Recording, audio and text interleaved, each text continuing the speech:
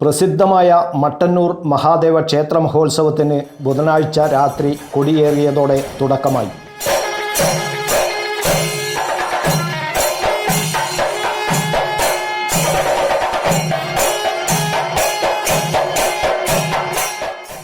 ക്ഷേത്രം തന്ത്രി അഴകം മാധവൻ നമ്പൂതിരിയുടെ കാർമ്മികത്വത്തിലാണ് മഹോത്സവത്തിന് കൊടിയേറിയത്.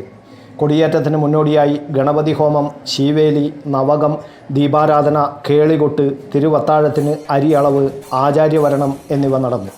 തുടർന്ന് മട്ടന്നൂർ പഞ്ചവാദ്യ സംഘത്തിൻ്റെ ആഭിമുഖ്യത്തിൽ ഉത്സവവാദ്യം അരങ്ങേറി. മട്ടന്നൂർ മഹാദേവ ക്ഷേത്ര മഹോത്സവം ഒരു ദേശത്തിൻ്റെ ആകെ ഉത്സവമാണ്.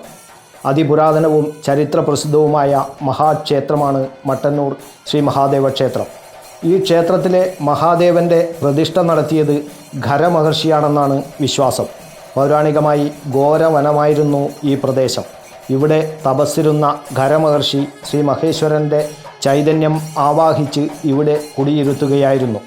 പടിഞ്ഞാറോട്ട് ദർശനമായി ശ്രീ മഹേശ്വരൻ കുടികൊള്ളുന്ന അപൂർവം ക്ഷേത്രങ്ങളിലൊന്നാണ് മട്ടന്നൂർ ശ്രീ മഹാദേവ ക്ഷേത്രം. ദക്ഷിണാമൂർത്തി ചൈതന്യത്തിൽ കുടികൊള്ളുന്ന ക്ഷേത്രത്തിനുള്ളിൽ വിഷ്ണു ഭഗവാനും പ്രത്യേകം സ്ഥാനങ്ങളിൽ നാഗത്താർ, ഭൂതത്താർ, ശ്രീ അയ്യപ്പൻ എന്നീ ഉപദേവന്മാരും കുടികൊള്ളുന്നു.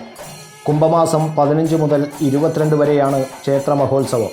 രഥോത്സവവും ഇരട്ടത്തിടമ്പ് നൃത്തവും ക്ഷേത്രത്തിലെ അതിവിശിഷ്ട ചടങ്ങുകളാണ്. മട്ടന്നൂർ ശ്രീ മഹാദേവ ക്ഷേത്രത്തിലെ 8 നാളത്തെ മഹോത്സവത്തിന് പതിനായിരങ്ങളാണ് എത്തുന്നത്. News bureau, Kannur media.